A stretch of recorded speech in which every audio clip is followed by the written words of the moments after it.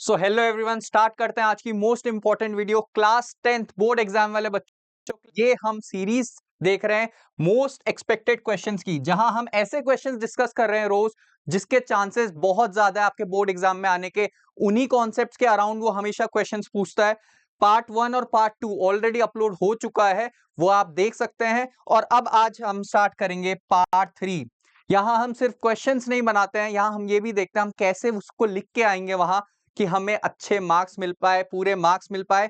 क्योंकि क्योंकि क्वेश्चंस आप किस तरीके से एग्जामिनर के सामने प्रेजेंट करेंगे वो भी उतना ही इंपॉर्टेंट है। ठीक है, तो हम कैसे सॉल्व करते हैं, पॉज करके पहले आप खुद सोचोगे क्या उसका आंसर है, जहां भी अपने नोट से ढूंढ के या खुद से आंसर करके, उसके बाद ही आप सोल्यूशन देखेंगे। स्टार्ट करें। पहला क्वेश्चन आपकी स्क्रीन के ऊपर ये रहा। फर्स्ट क्वेश्चन पॉज करके आप सॉल्व कर सकते हैं। मैं सोल्यूशन स्टार्ट करने जा रहा हूं। Pattern of the magnetic field produce inside a current carrying solenoid is. Solenoid सबको पता है क्या होता है, सोलेनॉइड सबको पता है। और सोलेनॉइड से जब करंट फ्लो होगा, सर किसी भी वायर से करंट जब फ्लो होता है तो क्या प्रोड्यूस होता है, क्या प्रोड्यूस होता है, मैग्नेटिक फील्ड प्रोड्यूस होती है उसके चारों तरफ। यही हमने पढ़ा था।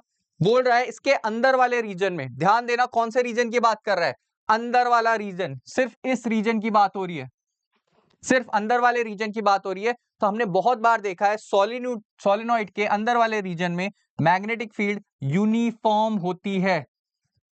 दिमाग में रख लो ये बात, मैग्नेटिक फील्ड यूनिफॉर्म होती है। क्योंकि सर आप जब सोलिनॉइड है मान के चलो ये, इसके लिए आप मैग्नेटिक फील्ड लाइंस बनाते हो ना जब, तो कैसे बनती है, ऐसे बनती है। सबको आपके बुक में डायग्राम गिवन है। और अंदर ये तो बाहर ऐसे बनती है, बट सर अंदर कैसे, अंदर बिल्कुल स्ट्रेट यूनिफॉर्म होती है, बिल्कुल स्ट्रेट लाइन यूनिफॉर्म। तो ये ऑप्शन तो पहले ही आप हटा दो। दूसरे ऑप्शन में यहां तो यूनिफॉर्म है बट ऊपर देखो यूनिफॉर्म नहीं है। डी ऑप्शन में यहां तो यूनिफॉर्म ही नहीं है मैग्नेटिक फील्ड लाइंस, कहीं पे स्पेसिंग कितनी ज्यादा है, यहां पे स्पेसिंग कितनी कम है। जहां स्पेसिंग बहुत ज्यादा होती है, ठीक है, ये देख रहे हो स्पेसिंग कितनी ज्यादा है, यहाँ पे इतनी कम है, क्लोजली पैक्ड है। इस रीजन में मैग्नेटिक फील्ड मेरा बहुत स्ट्रांग होगा, यहां मैग्नेटिक फील्ड स्ट्रांग होगी, यहां क्या होगी, स्पेसिंग देखो कितनी दूर दूर है लाइंस, तो वहां पे मैग्नेटिक फील्ड वीक होगी। ये दोनों के लिए काम करता है, इलेक्ट्रिक के लिए भी मैग्नेटिक के लिए भी। ठीक है, तो कॉन्सेप्ट भी सीख रहे हैं हम। तो आपको ए ऑप्शन करेक्ट करके आना है। यहां देखो स्पेसिंग बिल्कुल डिसिप्लिन के साथ लाइंस अपना स्पेसिंग बना के घूम रही है या पास हो रही है, तो A option is the correct. Solenoid के अंदर मैग्नेटिक फील्ड यूनिफॉर्म रहेगी। डायग्राम ये है, आपको ये या ऐसे दे देगा या फिर कैसे देगा, देखो 2024 में ही क्वेश्चन पूछा गया है, अगली बार हो सकता है वर्ड प्रॉब्लम के फॉर्म में दे दे कि what is, how is the magnetic field inside the solenoid, आप बोल देंगे यूनिफॉर्म। क्लियर है, नेक्स्ट क्वेश्चन आ जाओ। नेक्स्ट क्वेश्चन बढ़े क्या, आगे बढ़े क्या। Okay, two magnetic field lines do not intersect each other. हमने देखा है एक मैग्नेटिक फील्ड लाइन ये जा रही है, एक ऐसे चले जाएगी, यहां पे इंटरसेक्ट हो जाएगी, ऐसा हो नहीं सकता, ये पॉसिबल नहीं है, ना इलेक्ट्रिक फील्ड के केस में ना मैग्नेटिक फील्ड के केस में। क्योंकि जहां पे वो अगर अगर यहां पे इंटरसेक्ट हो गई तो वहां पे दो डायरेक्शन हो जाएंगे फोर्स के, विच इज नॉट पॉसिबल। यही आपको आंसर वहां लिख के आना है, they do not intersect each other, क्योंकि अगर इंटरसेक्ट हो गया मेरे दो दो डायरेक्शन हो जाएंगे फोर्स के, जो पॉसिबल नहीं है। क्लियर है। How is a uniform magnetic field in a given region represented. तो क्या आप ऐसे बना सकते हो, किसी ऐसे बना सकते हो, नहीं सर। स्पेसिंग यूनिफॉर्म की मैंने आपको बात करी थी ना, कहां गया यूनिफॉर्म वर्ड, यूनिफॉर्म मतलब इनके, अगर आपने दो लाइन के बीच में इतनी स्पेसिंग मेंटेन हो रही है तो ये मेंटेन होते हुए आगे चलेगी, ऐसे आप यूनिफॉर्म बनाएंगे। कोई भी यूनिफॉर्म ऐसे नहीं बनाएगा, उसने दो लाइन ऐसे बना दी फिर यहां से देखो एक क्लोज क्लोज बनाना स्टार्ट कर गया, अरे ये कैसे यूनिफॉर्म हो जाएगा। यहां स्ट्रेंथ हाई हो गई, यहां स्ट्रेंथ बहुत लो है मैग्नेटिक फील्ड की, यहां बेचारा वीक मैग्नेटिक फील्ड है, यहाँ हाई। आपको यूनिफॉर्मिटी रखनी है as the name suggest. Latest question फिर से पूछ सकता है आपके एग्जाम में, हमने देखा है हमारी जो सीरीज चल रही है उसमें हम देख रहे हैं कैसे एक साल के बाद नेक्स्ट ईयर ही क्वेश्चन रिपीट हो जा रहा है। क्लियर है, नेक्स्ट क्वेश्चन बढ़ू क्या, पहले आप सॉल्व करोगे फिर हम। आ जाओ, डिफाइन इलेक्ट्रिकल पावर। इजीली आपको मैंने जो वन शॉट बनाया था उसमें आपको बताया था इलेक्ट्रिकल पावर का फॉर्मूला क्या होता है, V इंटू आई। और पावर क्या होता है, what is power, electrical power और इलेक्ट्रिकल वर्क दोनों के फॉर्मूलाज, दोनों की डेफिनेशन आपसे डिस्कस कर ली थी मैंने। ये फॉर्मूला कहां से आया है वो भी मैंने बताया है। इलेक्ट्रिकल एनर्जी का अगर आप फॉर्मूला पूछोगे तो वो VIT होता है। पावर में क्या, एनर्जी पर यूनिट टाइम ही तो पावर है, तो उस पर टाइम अगर हटा दो, power sir energy per unit time ही तो है, तो अगर टाइम हटा दो तो पावर बन जाएगा। ऐसी मैंने ये एक फॉर्मूला बताया है, ऐसी तीनों फॉर्मूले V square by R, I square R, वो सारे फॉर्मुलेस आपके कहां से निकल जाएंगे? ओम्स लॉ से। चीजें रिपीट हो रही है, ध्यान देना, जहां आपको चीजें रिपीट होनी दिख गई समझ जाना आप अच्छे मार्क्स के करीब पहुंच गए। क्लियर है? Express it in terms of V and R. Sir आपने तो वी और आई के टर्म्स में एक्सप्रेस करा है, ठीक है, बट किसके टर्म्स में करना है? वी और आर के टर्म्स में। तो मुझे आई नहीं चाहिए, यहां से आई वहां से हटा दो, तो कैसे होगा? आई की वैल्यू यहां से नहीं निकाल सकते क्या? I equals to V upon R. तो यहां पे अब आई की वैल्यू आप रखोगे जब, तो ये हो जाएगा वी होल अपॉन आर, तो इसका आंसर आ जाएगा वी स्क्वायर बाई आर। ये पार है।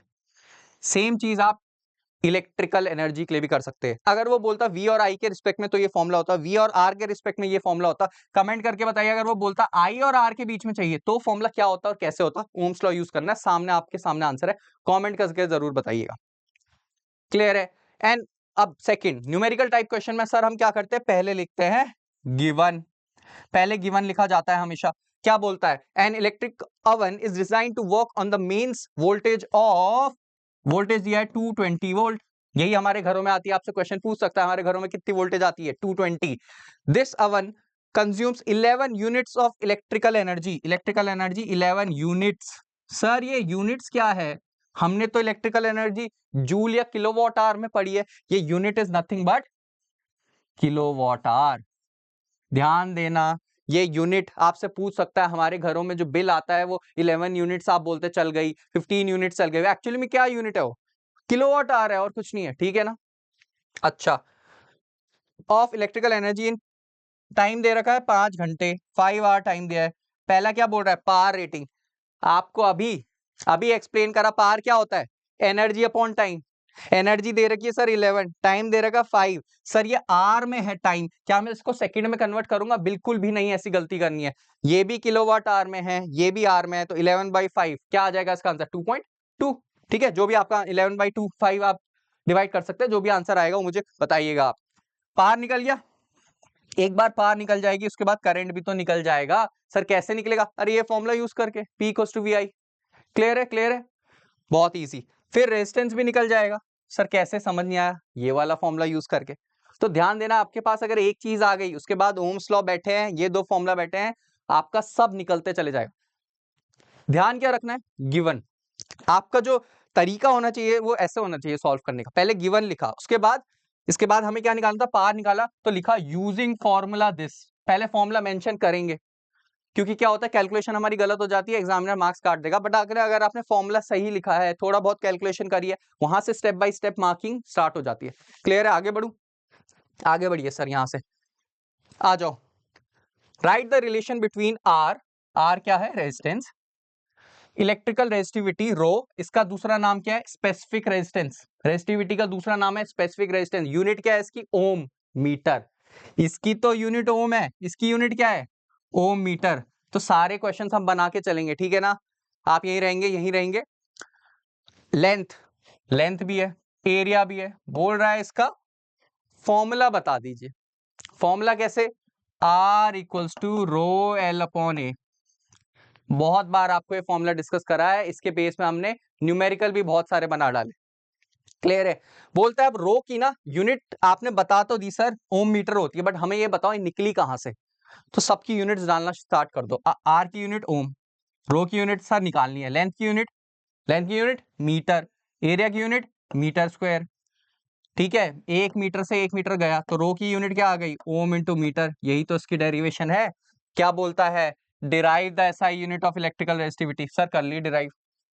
और ये सिर्फ इसको डिराइव करने के लिए नहीं है, आपके पास फिजिक्स में कोई भी यूनिट हो उसको डिराइव करने का मेथड ही यही होता है, सबकी यूनिट्स रखते जाओ, जो अननोन वाली है उसकी यूनिट आ जाएगी। क्लियर है यहां तक? आगे बढ़ू? ठीक है, आ जाओ। Resistance of a metal of wire length, देखो फिर से सर न्यूमेरिकल आ गया। पहले मैं क्या लिखता हूं? गिवन लिखता हूं। गिवन लिखूं क्या? गिवन कितना? लेंथ कितनी? 3 मीटर इज 60। रेजिस्टेंस 60 क्यों लिखा है? ओम लिखना चाह रहा है, ये ओम है तो रेजिस्टेंस है 60 ओम। ध्यान देना उसको। Area of cross section of the wire is, area of cross section भी दे दिया, बताओ 4 × 10⁻7 देना चाह रहा है, शायद ये प्रिंटिंग मिस्टेक हो सकती है, आप देख सकते हैं। Calculate the electrical resistivity of wire, तो रो की वैल्यू नहीं निकाल सकते सर, समझ नहीं आया कैसे निकालेंगे? अरे ये फॉर्मूला यूज करके सारी वैल्यूज डालो और फॉर्मूला आपके सामने है। आंसर आपके सामने आ जाएगा। ध्यान देना, सारी यूनिट देखो, ये मीटर में है, ये मीटर में है, ये ओम में, सब एसआई यूनिट में, तो आपको भी एसआई यूनिट में रखनी है। जहां अगर ये सेंटीमीटर होता मैं तुरंत इसको मीटर में चेंज कर देता, यहीं पे गिवन में। क्लियर है ये चीज? आगे बढ़ूं। State how would electrical resistivity be affected if the wire is stretched so that length is doubled, justify your answer. बोलता है ये रेजिस्टिविटी, ये बहुत इंपॉर्टेंट चीज है, बार बार पूछता है। ये देख रहे हो आप रेजिस्टिविटी, ये जो रेजिस्टिविटी है ये कभी भी किसी भी वायर के लिए चेंज नहीं हो सकती, क्योंकि वो किस पे डिपेंड करती है? मटेरियल पे। कॉपर को आप इतना खींच दो, इतना आप इसको कंप्रेस कर दो, रहेगा तो कॉपर ही, तो उसकी रेजिस्टिविटी सेम रहेगी, क्योंकि ये मटेरियल पे डिपेंड करती है। हाँ, रेजिस्टेंस उसके चेंज होंगे इस फॉर्मूला के अकॉर्डिंग, लेंथ बढ़ा दिया, एरिया कम कर दिया, ये सब कर दिया। ठीक है, क्लियर है? मजा आया? आगे बढ़ रहा हूं। नेक्स्ट क्वेश्चन क्या है मेरे पास? Why do two magnetic field lines not cross each other? 2021 में ये फिर से पूछा गया था, तो आप समझ सकते हो ये कितना इंपॉर्टेंट है। सेम इलेक्ट्रिक फील्ड के लिए भी करेगा वो यही चीज, पर अभी फिलहाल हम मैग्नेटिक फील्ड पढ़ रहे हैं। नेक्स्ट, ओके, आ जाओ। Name the poles P Q R S of the magnets in the following figures. ध्यान देना, ध्यान देना, ऐसे टाइप के क्वेश्चन में याद रखना, नॉर्थ से हमेशा मैग्नेटिक फील्ड लाइंस बाहर निकलती है और साउथ में हमेशा अंदर जारी होती है। एक पॉइंट नोट करा, नॉर्थ से हमेशा बाहर निकलेगी मैग्नेटिक फील्ड लाइंस और साउथ में हमेशा अंदर जारी होगी। तो सर इससे पी पॉइंट से सर बाहर निकल रही है दो, इसको नॉर्थ बोल दूं क्या? सर क्यू पॉइंट पे अंदर जा रही है, इसको साउथ बोल दूं क्या? Easy easy. इधर आ जाओ सर, यहाँ आर से देखो, आर पॉइंट से बाहर जा रही है तो ये नॉर्थ हो गया सर, एस पे अंदर जा रही है तो ये साउथ हो गया। यही याद रखना है बस, और ऐसे ही आपको क्वेश्चन पूछेगा। आज फिगर के टर्म में पूछा है, कल न्यूमेरिकल के, सॉरी वर्ड प्रॉब्लम के टर्म में पूछ लेगा। क्लियर है? क्लियर है? और कम से कम 2 मार्क्स का क्वेश्चन है, कम से कम 3 मार्क्स में भी जा सकता है थोड़ा आगे पूछ के। Next, see you tomorrow. I hope आपको सेशन में मजा आएगा, मजा आया होगा तो कमेंट करना। ऐसी आपको एक्सपेक्टेड क्वेश्चन चाहिए डिफरेंट डिफरेंट चैप्टर से, तो वो मैं आपके लिए लेके आऊंगा। और ध्यान क्या देना आपको, मेरे साथ साथ आप सॉल्व करेंगे। कल हम पार्ट 4 में आपको मिलते हैं, तब तक के लिए study hard, take care, bye bye.